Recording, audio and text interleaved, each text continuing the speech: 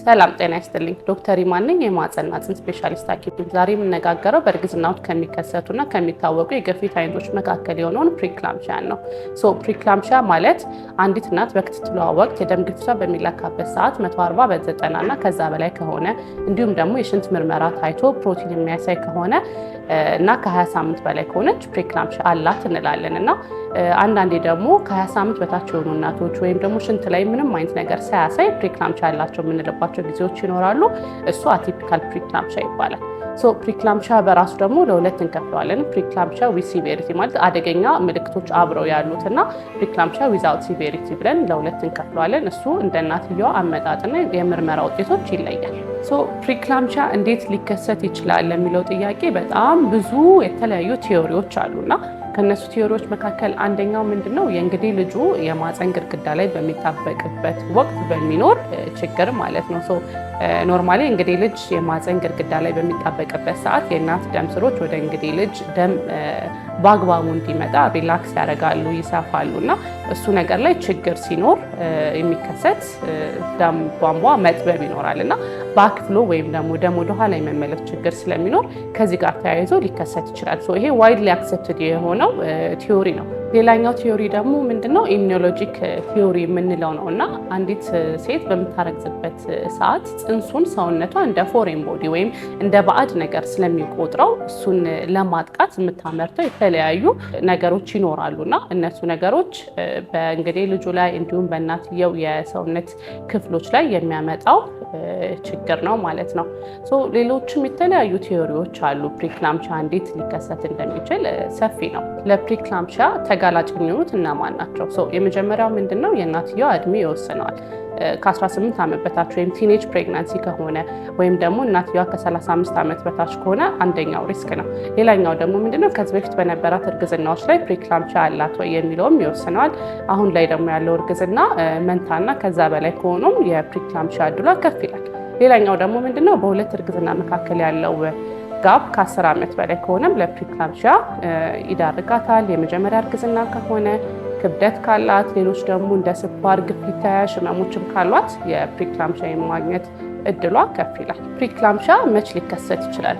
አንዲት እናት በእርግዝናዋ ጊዜ ወይም ደግሞ ከመውለዷ በፊት ሊከሰት ይችላል። ሞስትሊ ኮመን የሚሆነውን በእርግዝና ወይም ደግሞ አንቲፓርተም ላይ የሚከሰተው ፕሪክላምሺያ ነው። ሌላኛው ደግሞ በወሊድ ሰዓት እና በምጥ ጊዜ ሊከሰት ይችላል። እንዲሁም ደግሞ አንዲት እናት ከወለደች በኋላ ኢቨን እስከ 6 ሳምንት ባለው ጊዜ ውስጥም የመከሰት እድል አለው።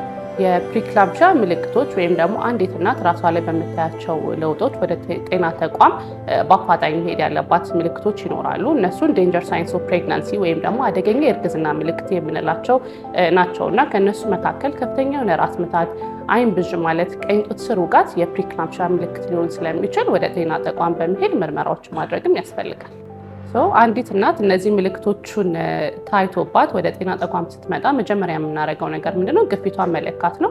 ግፊቷ 140 በ90 እና ከዛ በላይ ከሆነ ደግሞ የምንሰራቸው ምርመራዎች ይኖራሉ። ሲቢሲ የሚባል አለ፣ ኦርጋን ፋንክሽን ቴስት አለ፣ ዩሪን አለ እና የተለያዩ የደምና የሽንት ምርመራዎች ተሰርተው ወደ አስፈላጊ የሆነው ሕክምና እንሄዳለን። ከዚህ በፊት ፕሪክላምሺያ የነበራት እናት በቀጣይ እርግዝና ላይ ምን ይደረግላታል? አንዲት እናት ለእርግዝና ክትትል ስትመጣ የፕሪቪየስ ሂስትሪዋን ወይም ደግሞ የቀደምት የእርግዝና ክትትል ሂስትሪዋን እንጠይቃለን እና ከዚህ በፊት ፕሪክላምሺያ ከነበራት የምንሰራቸው ምርመራዎች ይኖራሉ። እንዲሁም ደግሞ 3 ወር በምትደርስበት ሰዓት የምናስጀምራት መድኃኒት ይኖራል እና ፕሪክላምሺያው ዘየት ብሎ እንዲከሰት ከተከሰተም ካልሆነም ደግሞ እንዲከላከልልን ከፕሪክላምሺያ ጋር ተያይዞ የሚመጡ ተጓዳኝ የሆኑ የጽንስ መጫጫት ሊሆን ይችላል እንዲከላከልልንም እንዲሁ የምናስጀምራት መድኃኒት ይኖራል ማለት ነው። ፕሪክላምሺያ ካልታከመ እናትየዋ ላይም እንዲሁም ደግሞ ጽንሱ ላይ ወይም ደግሞ በሚወለደው ህፃን ላይም ኢፌክቶች ይኖሩታል። ከእናትየዋ ብንጀምር አንደኛው ምንድነው ሄልፕ ሲንድረም የምንለው ነገር አለና ሄልፕ ሲንድረም ማለት በፕሪክላምሺያ ጋር ተያይዞ የሚመጣ የተለያዩ ችግሮች ያሉበት የህመም አይነት ነው። እንዲሁም ደግሞ ከፕሪክላምሺያው ጋር ተያይዞ የተለያዩ የኦርጋን ወይም ደግሞ የውስጥ አካላት ፌሊየር ሊያጋጥማት ይችላል። ደም መድማት ወይም ዲአይሲ የምንለው ሊያጋጥማት ይችላል። የተለያዩ ተጓዳኝ ችግሮች እስከ ሞት ድረስ የሚያደርሱ መዘዞች ይኖሩታል ማለት ነው ካልታከመ። ለጽንሱ ደግሞ ብናይ አንድ ሆዷ ውስጥ ሊጫጭ ይችላል። ለምን አስፈላጊ የሆነው ኒውትሪየንት ምግብ ስለማይደርሰው ሆዷ ውስጥ መጫጫት ሊያጋጥመው ይችላል። ሆዷ ውስጥ ሊጠፋ ይችላል። ከተወለደ በኋላም እንዲሁ የኒውሮ ዲቨሎፕመንታል ወይም ደግሞ አእምሮ እድገት ወደኋላ መቅረት ሊያጋጥመው ይችላል። ያለ ጊዜ መወለድ እና ካለ ጊዜ መወለድ ጋር ተያይዘው ደግሞ የሚመጡ ኢፌክቶችም ሊያጋጥመው ይችላል። አንዲት እናት በምርመራው ከተረጋገጠና ፕሪክላምሻ አለሽ ከተባለች ምን ይደረጋል?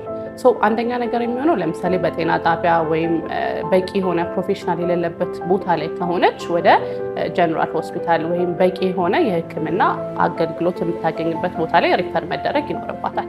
ሪፈር ከተደረገች በኋላም የሚደረገው ምንድነው? ኮንፊርም ከተደረገ በኋላ ፕሪክላምሺያ እንዳላት የምንሰጣት መድኃኒቶች ይኖራሉ። ፕሪክላምሺያ እንዳይባባስ፣ ኢክላምሺያ ወደሚባለው ነገር እንዳይሄድብን ወይም ደግሞ ይሄ የሚጥል በሽታ የሚመስል አብኖርማል ቦዲ ሙቭመንት ያለው አይነት ህመም እንዳይሄድብን የምንሰጣት መከላከያ መድኃኒት፣ ግፊቱም ደግሞ ከፍ ካለ ግፊቱን መቆጣጠሪያ መድኃኒት፣ እንዲሁም ደግሞ ለጽንሱ ለምሳሌ ጊዜው ገና ከሆነ ለጽንሱ የሳንባ ማጠንከሪያ መድኃኒቶችን እንሰጣታለን ማለት ነው። አልጋ ሲዘንም የምንከታተላት ይሆናል። እንዳቀራረቡና እንደ ሁኔታው ደግሞ ምናልባት ኢሚዲየት ዴሊቨሪ ወይም ወዲያው መወለድ ያለበት ጽንስ ሊሆን ይችላል ማለት ነው። ለእናትየዋ ሴፍቲና ደህንነት ሲባል ፕሪክላምሺያ የእናቶች ሞትን ያስከስታል ወይ? ፕሪክላምሺያ ካልታከመ በጊዜው ዲቴክት ካልተደረገ እና በቂ የሆነውን አገልግሎት ካላገኘች በደብሊውኤችኦ ጥናት መሰረት 16% የሚሆኑ የእናቶች ሞት ከእርግዝና ጋር ተያይዞ ከሚመጣ ግፊት ጋር የተያያዘ ነው። አገራችን ላይ ደግሞ በተሰራ ጥናት 18.6% የሚሆኑ የእናቶች ሞት ከዚሁ ከግፊት ጋር የተያያዘ ነው ማለት ነው። ስለዚህ ፕሪክላምሺያ በጊዜ ዲቴክት ካልተደረገና ተገቢውን ሕክምና ካላገኘ እናቶቻችንን የምናጣበት በሽታ ነው ማለት ነው። ፕሪክላምሺያ የመደጋገም ባህሪ አለው ወይ ለሚለው ጥያቄ ደግሞ ሪከረንስ አለው።